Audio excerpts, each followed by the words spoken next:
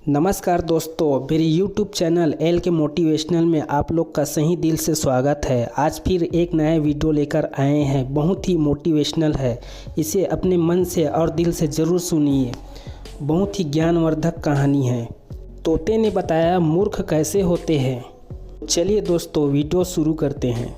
किसी जंगल में एक कौवा रहता था। वह बहुत मूर्ख था। जंगल के जानवर उसके वजह से बहुत परेशान रहते थे। दूसरे दिन जंगल के जानवरों ने उसे भगाने का योजना बनाया और उसे उसी दिन भगा दिया। कौवा भी उस जंगल से चले गया। कौवा दूसरे जंगल की ओर चले जा रहा था।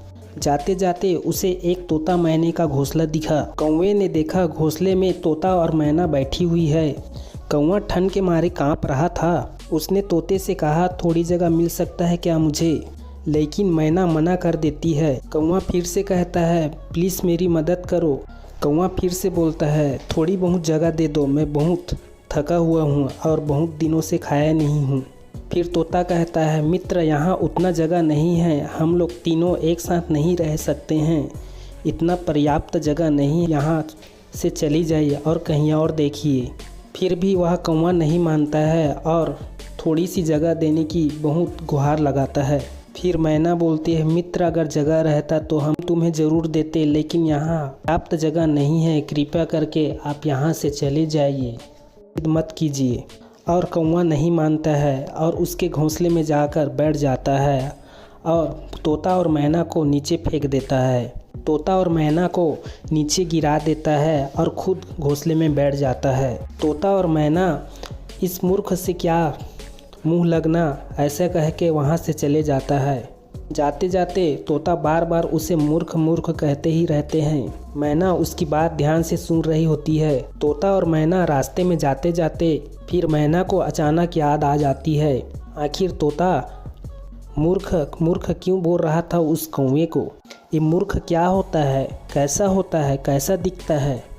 बस यही सोच रही थी मैना ने तोते से पूछा, ये मूर्ख कैसा होता है? तोता कहता है, मैं तुम्हें एक कहानी सुनाता हूँ, ऐसे बताऊँगा तो तुम नहीं समझोगी, इसे ध्यान से सुनो, तुम खुद ब खुद समझ जाओगी। और मैना उसकी बात ध्यान से सुनने लगी। तोते ने कहा, एक जंगल में एक पेड़ पर कबूतर का एक घोंसला था। एक दिन कड़ाके की ठंड पड़ रही थी। ठंड से कांपते हुए 3 बंदर उसी पेड़ के नीचे आश्रय लिया।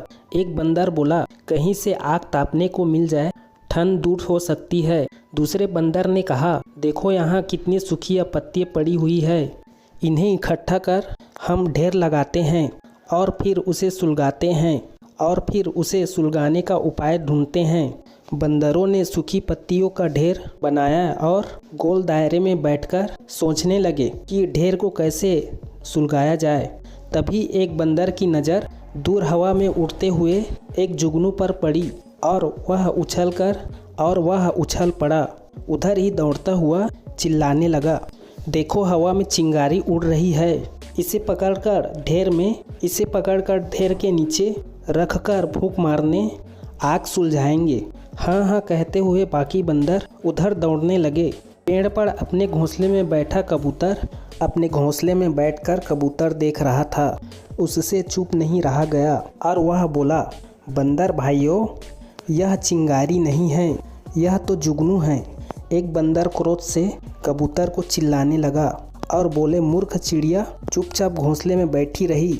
इस बीच एक बंदर उछलकर जुगनू को अपनी हथेलियाँ के बीच कटोरा बनाकर कैद करने लगा और वह सफल हो गया। जुगनू को ढेर के नीचे रख दिया गया। कबूतर ने सलाह दी, भाइयों आप लोग गलत कर रहे हो, जुगनू से आग नहीं सुलझेगी, आप लोग 2 पत्थरों को टकराकर उसमें चिंगारी पैदा करके आग सुलझाइए। बंदरों ने कबूतर को घूरा, आग नहीं सुलझी तो कबूतर फिर बोला, भाइयों आप मेरी सलाह मानिए, कम से कम 2 सूखी लकड़ी आपस में रगड़कर देखिए। सारे बंदर आग न सुलझने से के कारण बहुत गुस्से में हो गए।